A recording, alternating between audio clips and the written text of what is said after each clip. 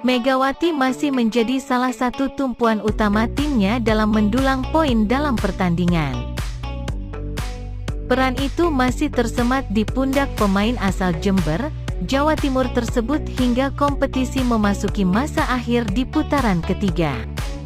Gebukan pemain 24 tahun itu menjadi alternatif lain tatkala rekan setimnya Giovanni Milana, Gia, mengalami kebuntuan.